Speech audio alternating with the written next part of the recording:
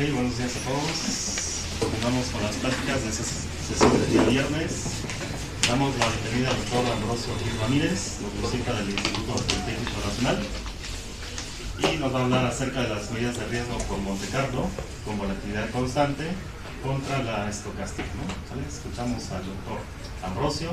La dinámica es 20-25 minutos y 5 minutos reservamos. Bueno, jóvenes, buenos días. Me gustaría saber quiénes están estudiando actuaría. Matemáticos. Qué bueno que se juntan ustedes. Yo también contaba con matemáticos y físicos en facultad, allá en C1, obviamente. Bueno, muchas gracias por venir. Bien, hoy, ¿de qué semestre son? Ya saben muchas cosas y están ansiosos por entrar al mundo laboral y aplicar todo lo que aprenden en la carrera, ¿no? Bueno, esta plática se trata de, vamos a ver lo que son medidas de riesgo, que ustedes ya conocen.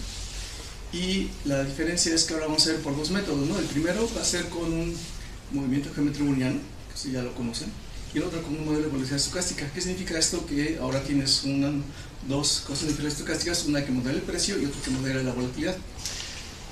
Para ser comparables estos dos modelos, ya sabemos que no son comparables, vamos a ser comparables a través de igualar la sigma del movimiento browniano, que es constante, a la raíz cuadrada de la volatilidad inicial del modelo de Heston. Para ello vamos a analizar cómo se hace la simulación y calculamos primero rendimientos a través de tanto con el browniano como con el de volatilidad estocástica. Después calculamos los rendimientos y procedemos a los cálculos de las medidas de riesgo. Después vamos a hacer un análisis gráfico, porque a diferencia de cuando calculamos el VAR como un numerito, vamos a generar curvas de VAR y de valor en riesgo condicional, el CIVAR. ¿Sí? Entonces, la presentación está dividida de esta manera. Es primero introducción, la metodología. Vamos a ver un ejemplo que ya conocen, una breve introducción a riesgos financieros, modelo de browniano, modelo de Heston y cómo vamos a utilizar el Monte Carlo para el modelo de Heston. Después vamos a pasar los resultados, conclusiones y a una breve bibliografía, ¿no? Entonces, dice aquí, métodos Monte Carlo, ya lo conocen, son métodos estadísticos en los cuales de los años 40 pues estaban limitados por las de esa época, y hoy son métodos de muestreo basados en probabilidad y están determinados por un número de ensayos en los cuales se trae información de interés. Después, ya saben que este método se basa en los resultados que ya conocen, que es la ley de los números y el término central. ¿Está bien? El primer ejemplo es el clásico, ¿no? Calculas pi, entonces generas aquí los aleatorios, haces la condición, que sean números iguales que la frontera que está dando el círculo, y calculas casos reales entre casos tales. Entonces, a mayor aproximación que puedes calcular. Pero hay otro que ustedes conocen, supongo, que es el método de Box-Muller, que significa que se utiliza para generar muestras de dos variables aleatorias independientes pero normales estándar.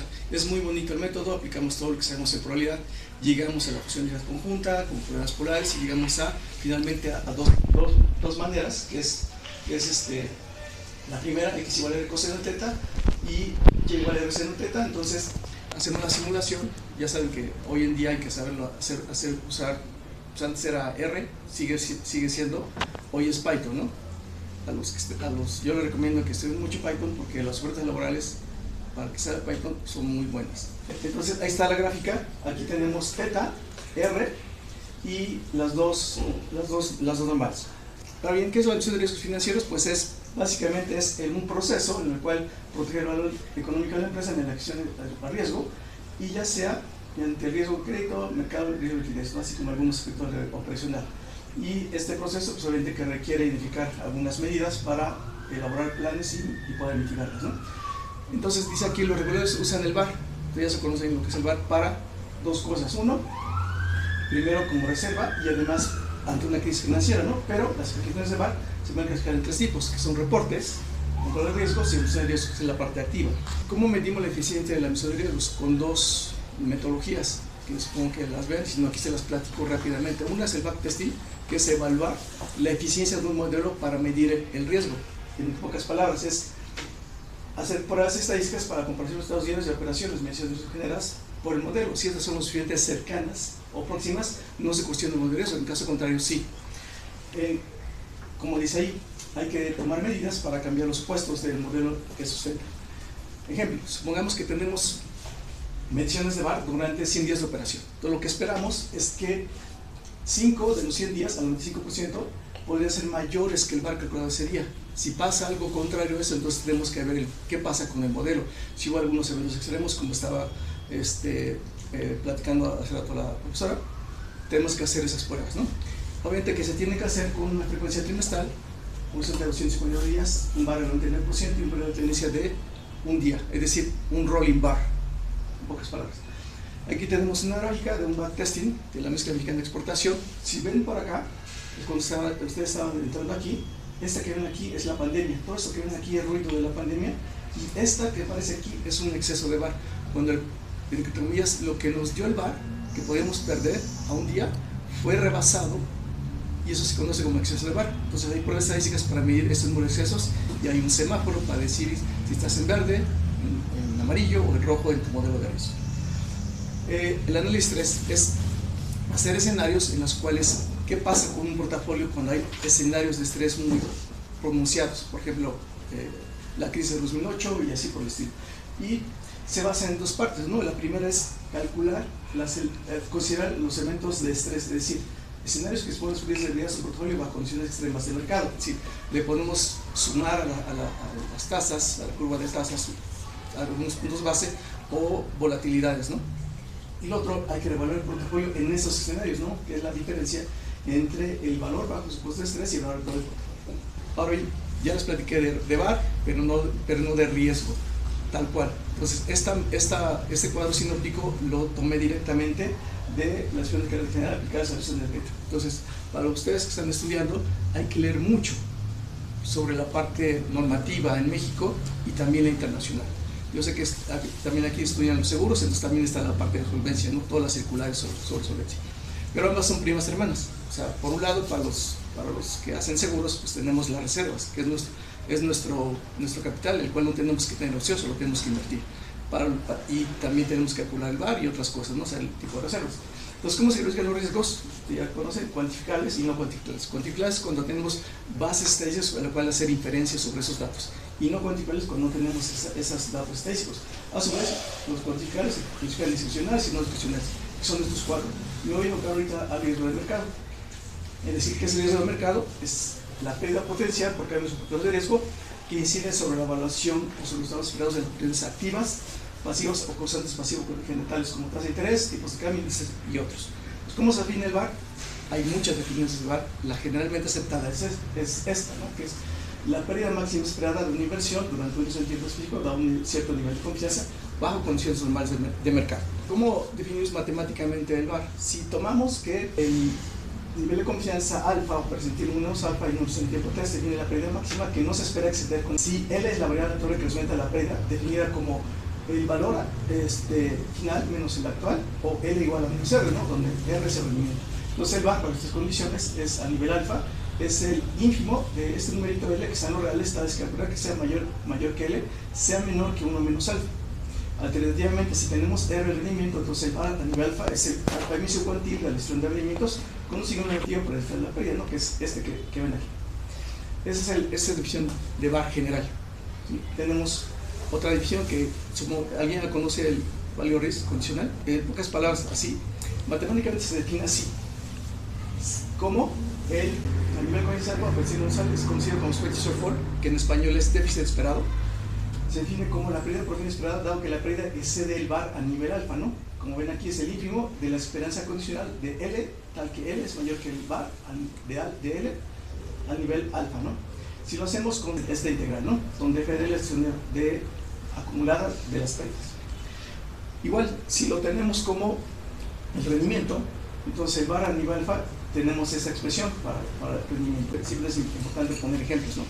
Si tenemos el VaR a 10 días, es el promedio de las pérdidas en donde a 10 días, dado que la pérdida está en el 10% de la curva izquierda, es decir, en pocas palabras, resume el problema de la pérdida que podría ocurrir más allá de un nivel de confianza dado. Ahora bien, si tenemos una serie de observaciones de VaR, entonces podemos hacer la estimación no paramétrica del CVaR como esta cantidad, 1 entre n de alfa de la suma de igual a 1 entre n de alfa de xi, donde estas x1 a xi son las observaciones de la variable y tenemos que hacer este promedio, ¿no? Pero este promedio, cuando uno está programando, declaras la variable ya sea float o entera. Lo ideal es que aquí sacamos el promedio con por default, si lo hacemos en Visual Basic, tiene que ser de tipo variant. Si lo hacemos en Python, tiene que ser float por default. Ahora bien, son medidas coherentes porque se dan ciertos axiomas que es homogeneidad positiva, subjetividad, heterogeneidad e invariancia de relaciones.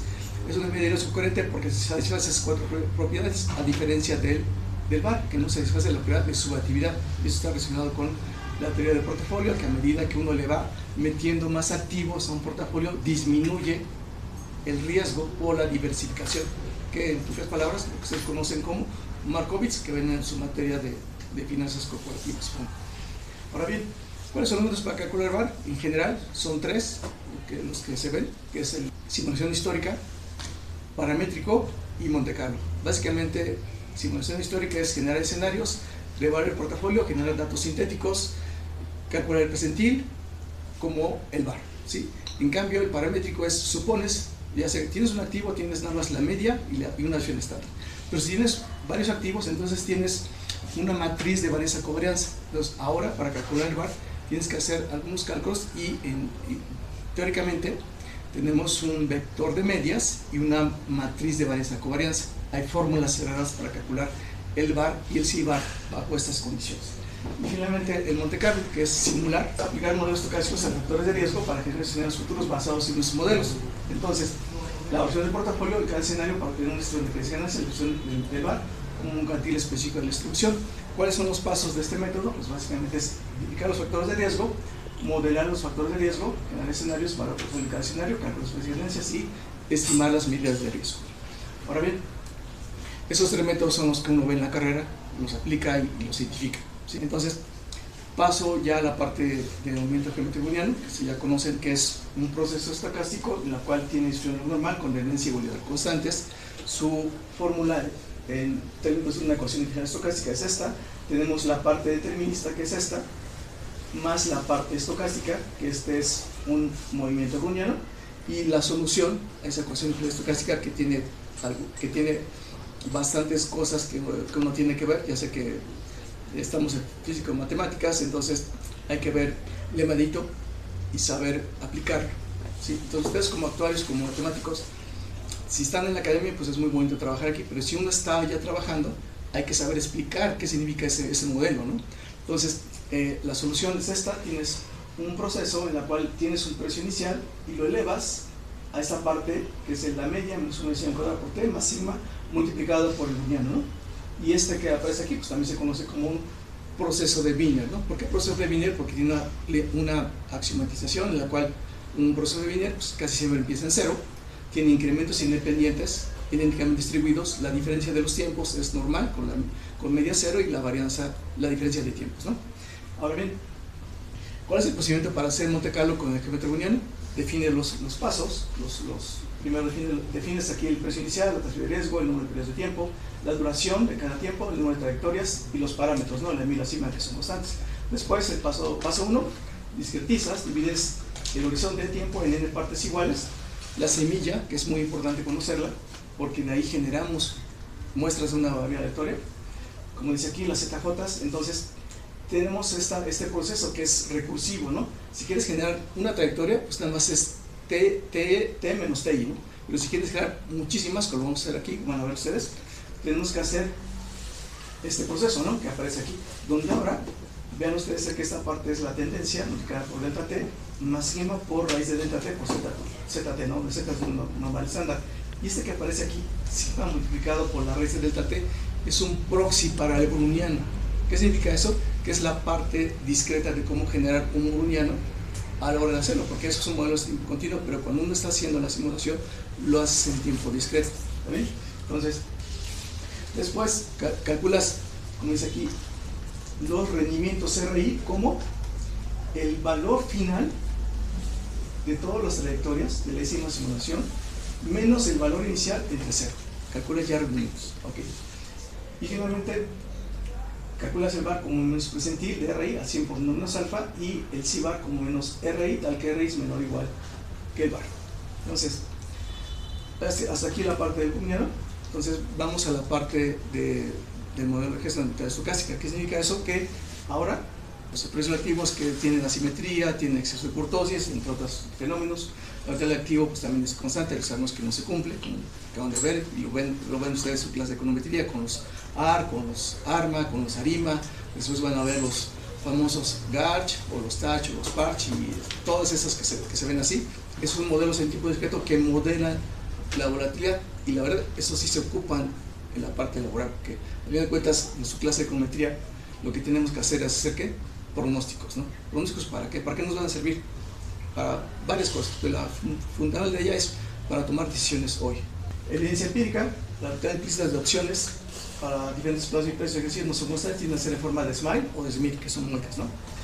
¿Qué es la volatilidad implícita? Es aquella volatilidad en la cual hace que la diferencia entre el precio de mercado y el precio de Black-Scholes-Merton sea igual a cero, ¿no? Ya conocen la fórmula Black-Scholes, ¿verdad? Entonces, así se define la volatilidad implícita. Esto tiene que ver con algunos documentos, artículos similares de hace mucho tiempo, ¿no? Y los pueden consultar en internet. ¿Qué es un SMILE y qué es un SMIL? Pues tiene esa forma, ¿no? Tiene eso, es un SMILE y ese es un SMIL, como que es una... Esta es, tiene así, pero en realidad lo que hice yo aquí es, tienes puntitos asociados a una que se llama K sobre S. Esa K sobre S se llama moneyness y tiene tres valores. Uno, K sobre S, que es el precio de ejercicio entre el precio docente, puede ser 1, puede ser menor que 1 o puede ser mayor que 1, ¿no? Es el moneyness. Entonces, ¿cuáles son las antecedentes de este modelo? Primero, el precio es conocido por un movimiento geométrico browniano. La volatilidad raíz de VDT es conducida por un proceso tipo Austen-Uhlenbeck, ¿sí? Que está asociado a los modelos de tasa de interés, que es un proceso en física, el cual modela la trayectoria de un neutrón, algo así recuerdo que para eso se utiliza, y además tiene reversión a la media, ¿no? La volatilidad, ¿qué significa eso? Que es el modelo de coeficientes errores, y además tenemos que los procesos de Wiener están correlacionados, es decir, la covarianza entre el browniano que conduce el precio y la volatilidad es igual a ρ de t. Entonces, esquemáticamente está así, geométrico browniano, con la raíz de VDT, pero este VDT está hacia acá, que es menos beta por raíz de VDT, dt, más delta de W2dt. Y para hacer eso, pues hay que aplicar el medito, llegas a haces transformaciones y llegas finalmente al modelo de Cox-Ross para la volatilidad, donde ahora tenemos que beta es igual a kappa sobre 2, delta es igual a sigma sobre 2, teta es igual a delta cuadrada sobre kappa, ¿no? Y algo muy importante, se tiene que cumplir que 2 kappa por teta es mayor que sigma cuadrada, que se conoce como condición de Feller. ¿Qué significa eso? Que el proceso converge hacia ciertos datos, ¿sí? A ciertos valores, es decir, que no explota, se llama condición de Feller. Y es muy importante en la simulación porque puede ser que toque en algún momento el cero y eso no es permitido. Entonces, ¿cómo se interpreta este modelito? Pues este valor teta tiende a un valor de plazo VDT con una velocidad kappa y esta sigma multiplicada por la volatilidad de la volatilidad. Pues, ¿cómo se descritiza el modelo? Tenemos dos ecuaciones diferentes estocásticas, las descriptizamos de esta manera, son correlacionadas, pues clásico, y hay que dar una trayectoria diferente y es factible generar escenarios cambiando la ρ y la sigma. Teóricamente lo podemos hacer, en la cual vamos a observar que la sigma y la ρ determina el comportamiento de la distribución, ¿sí? A mayor sigma se va a hacer mayor kurtosis. Si mueves la ρ, se va a hacer ya sea simétrica positiva, simétrica negativa y así por el estilo. Entonces, ¿cómo describimos el modelo de Heston? De esta manera, tienes aquí ecuación 1, ecuación 2 y aquí dice que se cambia la mu por la r por la tasa libre de riesgo y pongo ahí libre de riesgo crédito, ¿no? ¿Por qué cambiamos la mu por la r? Hay dos explicaciones. La primera es que en la deducción de la fórmula de Black-Scholes, al hacer con portafolios replicantes, mágicamente desaparece la mu y aparece la R, que es un portafolio en la cual la riqueza inicial del portafolio la metiste a una cuenta bancaria que paga una tasa de interés R, entonces por eso cambiamos la R. Es una explicación. La otra es a través de conceptos de programación dinámica estocástica, planteas una función de utilidad, un funcional, aplicas la ecuación de Hamilton-Jaffe-Bellman y llegas a la misma ecuación diferencial parcial de Black-Scholes, ¿no? Eso lo hacían en las universidades de alto prestigio en la parte de economía, ¿no? Aquí no sé si llegan a ver esa parte, pero es muy interesante. Pero a lo que yo me refiero es que es consistente utilizar ese enfoque, que utilizar el protocolo de replicantes, utilizar el de enfoque probabilista para llegar a Black-Scholes, ¿no? Entonces, ¿cómo simulamos esto? Los procesos, generas aleatorios y el precio spot, precio inicial, y además generas trayectorias y haces estimaciones. Entonces, y aquí hay dos problemas. Si notaron ahí, tenía una raíz, ¿sí? Entonces, ¿cómo evitamos ese problema para la raíz? Hay dos métodos, ¿no? Uno, hacemos un truncamiento, es decir, cambias la BTT como el máximo entre 0 y BT. Con esto te olvidas de la parte de raíces negativas, o hace el valor absoluto de VDT, ¿sí? Aquí vamos a hacerlo con el máximo, ¿no? Y este modelo también se puede simular, la ecuación que vimos hace rato de por eso decir, con la chi cuadrada no central, ¿sí? Y hay otros métodos, ¿no? Hay muchísimos métodos. Entonces, para hacer la metodología para Monte Carlo tenemos lo siguiente. Tenemos las variables y parámetros iniciales, que son estos de aquí, y aquí es importante mencionar, estos parámetros están dados. O sea, este ejercicio que yo hice para ustedes es académico, no estoy tomando datos reales, y eso es una de las conclusiones que yo les adelanto. En la parte práctica, lo que hay que hacer es hacer estimaciones de los parámetros del geometría browniano y los parámetros del modelo de Hesston. Hay varios métodos para hacer eso, ¿sí? Y aquí es una primera aproximación para que conozcamos qué influencia tienen esos parámetros y comparar un modelo clásico, que es el geometría browniano, con un modelo de volatilidad estocástica. Entonces, el paso 1, hace las delta T sobre N, descompones SV, aplica la descomposición de Cholesky, que lo que hace es descompones esta matriz de correlaciones en dos matrices, una triangular superior y una triangular inferior, de tal manera que al hacer el producto de esas matrices recuperas la matriz de correlación. Entonces, teóricamente lo que hacemos es lo siguiente: generas Z1 y Z2 normales estándar, de tal manera que Z2 es una combinación de ρ por Z1 más 1 de ρ cuadrado por Z2. Entonces, eso ya lo metes dentro de las decretaciones de las ecuaciones diferenciales estocásticas de esta manera, ¿no? Noten aquí que vamos a utilizar el máximo, es decir, elegimos truncamiento. Entonces, calculamos los rendimientos como la diferencia entre cada uno de los valores que fuiste generando menos el inicial, y calculas el VAR y el C-VAR con estas ecuaciones. Entonces, y aquí viene la parte que les comenté al inicio: ¿cómo vas a comparar dos modelos en la cual es como decir, vas a comparar, no sé, Sansón contra ya saben quién, ¿no? Entonces, no, hay que hacerlos comparables, de tal manera que lo hagamos de esta manera. Igual a la utilidad tan inicial, que es útil si estás haciendo el comportamiento de los modelos partiendo de las mismas condiciones de volatilidad del momento cero, ¿no? En este caso, sigma MGB igual V de cero, ¿no? O igual a la utilidad promedio esperada a largo plazo, es más relevante si el tiempo temporal es grande. Entonces, lo que se puede hacer es igualar a la teta, ¿no? Entonces, aquí es muy importante decir esto, ¿no? Para una comparación más rigurosa, calibrar a los modelos resultaría más interesante, ¿no? Ya que los valores de los parámetros del geometría browniano y el de Hesston serían diferentes, ¿sí? Y serían determinados por los procesos de calibración, ¿ok? Entonces, ¿cómo calculamos el VAR? Con la metodología, y bajo este marco es importante decirlo que son herramientas esenciales para medir el riesgo de un activo, mientras que el VAR proporciona un umbral de pérdida, el C-VAR va más allá, es decir, proporciona una visión más completa, considera la amplitud de las pérdidas iniciales. Los modelos de Hesston son importantes para calcular el impacto de los cambios relativos sobre el riesgo, y además, la comparación hacemos, como vamos a ver a continuación. Hasta aquí comparamos esas dos medidas de riesgo, pero hagamos una comparación más consistente con las condiciones que pusimos. ¿Qué significa eso?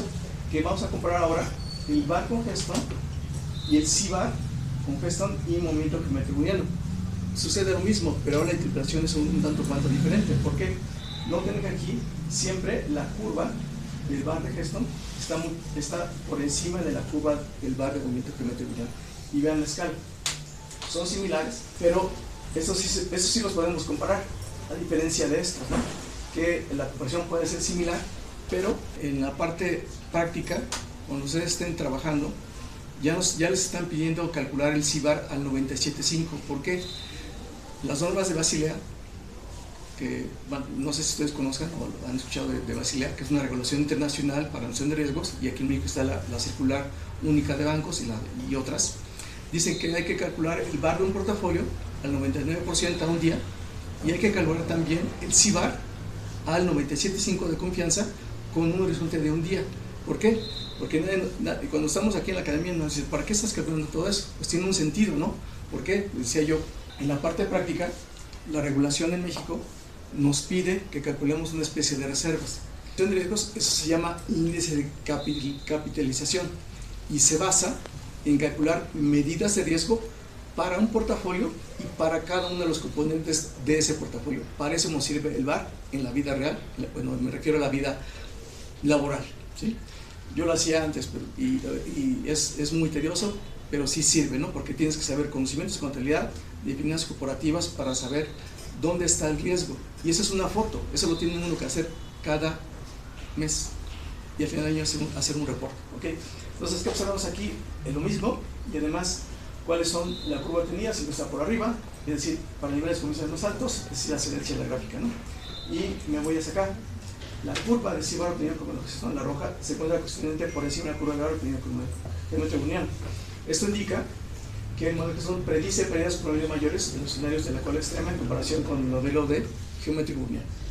Conclusiones. ¿Cuál es la influencia del modelo en la estimación del riesgo de cola? Además, la superioridad del modelo que son para capturar el riesgo de mercado, es decir, captura mejor el riesgo de mercado porque es una estimación más prudente de los riesgos potenciales en escenarios adversos asociados a una alta volatilidad. Finalmente, el papel de CIBAR, como ya complementaria, es consistentemente mayor que el VaR, lo que resalta su importancia para comprender la magnitud de las pérdidas una vez que se ha superado el umbral del VaR. Yo recuerdo que en el 2008 todos los modelos de riesgo explotaron porque esa crisis de la subprime pegó a todo el mundo. ¿Sí? Entonces hubo muchísimas excepciones, yo estaba allí en la chamba y un día tras otro había excesos de VaR. ¿Sí? Entonces teníamos que informar a la alta dirección lo que estaba pasando y mover nuestras posiciones hacia activos menos riesgosos, ¿no? Entonces, la invitación es el VaR, el riesgo de cola, porque está basado en la normal, a diferencia de Heston, que genera distribución de rendimiento mucho más consistente con lo que se ve en la realidad, y además la importancia de calculación del modelo a datos reales nos va a dar una perspectiva mejor de lo que puede suceder, ¿no?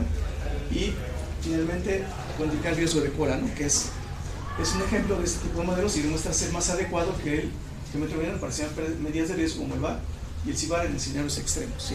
Entonces, conclusión, es un ejercicio académico. En la parte de práctica hay que hacer estimaciones con datos reales, ¿no? Y eso cuesta, además de dinero, acceder a ese tipo de datos, ¿no? Y eso es todo por mi parte. Aquí está alguna bibliografía. Yo lo recomiendo que consulten y el libro del Dr. Venegas y el Hall, ¿no? Que ustedes conocen, ¿no? El libro de Hall. Y algunos papers, y eso sería todo por mi parte. Para el doctor Ambrosio, ¿alguna pregunta? Emiliano. Por ejemplo, cuando usted habló de que en el 2018 excedían efectivamente... 2008, perdón. Efectivamente el CIBAR es el promedio de lo que ya excedió, ¿no? ¿Cuántas veces excedía, solo por curiosidad, cuántas veces excedía el CIBAR a lo que usted estaba viendo? En una semana excedió 4 veces, principalmente asociados al tipo de cambio, porque ustedes estaban chiquitos, pero el dólar estaba más o menos en 12 pesos. Y llegó a tocar hasta el 16 en un solo día. Pues imagínense cuántas sigmas fueron para tener el dólar a 16, ¿no? Y viene la parte económica. Hay un economista aquí, economista. Entonces, ustedes cuando estén trabajando tienen que saber también de economía, ¿sí? ¿Por qué? Los indicadores económicos son muy importantes. Banco de México en su página pone el tipo de cambio, la inflación, la tasa de interés. Ya sé que la tasa de interés es un concepto muy amplio, pero el que nosotros como actuarios tenemos que ver, o como analistas, no importa si eres matemático, actuario, hoy están muy en día los científicos de datos, ¿sí? Que para ser científico de datos tienes que saber ciencia, saber cómo es el corazón de un modelo por dentro, no aplicar modelos así como si fueran enchiladas, no. O sea, ser un científico de datos va más allá de saber aplicar los modelos, es saber el corazón de la teoría de cómo se está implementando. No es una caja negra, ¿sí? Tienes que implementar. Entonces, vuelvo a la parte económica. El tipo de cambio es muy importante, porque se utiliza para liquidar operaciones que se hagan en moneda extranjera. Tasa de interés, podemos modelarlo hay muchas maneras de abordarlo, pero una de las más importantes, la TIR, que es la tasa de interés de equilibrio, es aquella en la cual el Banco Central le presta dinero a los bancos comerciales. Y esa es muy importante, ¿por qué? A ver, levanta la mano, ¿quién tiene tarjeta de crédito? Pues todos, ¿no? ¿Sí? Se han dado cuenta que hay un numerito que se llama ICAT, Si el Banco de México sube la tasa, automáticamente los bancos, ¿qué van a hacer? Nos van a subir a nosotros, ¿no? Tu anualidad.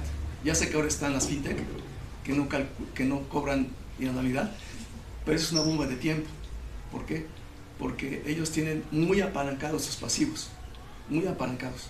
Si pasa una crisis como el subprime, va a haber un efecto dominó, pero ahora a nivel local en México, ¿sí? Entonces, es una bomba de tiempo porque ofrecían rendimientos, no sé, desde 15%, mientras un CETE daba un rendimiento anual entre el 7 y el 8%, ¿no? Y ahorita está en 4 o 5 por ahí así, ¿no? Y viene otro concepto que ustedes tienen que saber, además, no hay que hacer maestría, ¿no? Simplemente hay que leer. También está asociada a la inflación. Ustedes ya saben que cada vez cuesta más ir al mercado. ¿Cuánto cuesta la carne? Bueno, yo vivo en el distrito, yo soy de Puebla también, y en la provincia el kilo de carne creo que cuesta 140 o 120. Y aquí en la ciudad llega a costar hasta 250, ¿no? En el mercado. Me dice el carnicero, subió de 200 hasta 240 de jalón. ¿Eso qué significa? Que hay mucho ruido en la parte de la inflación. Entonces los indicadores económicos los tenemos que ver también en la parte de los portafolios, ¿no? Y tomar decisiones a tiempo. ¿Otra pregunta? Agradecemos al doctor Ambrosio por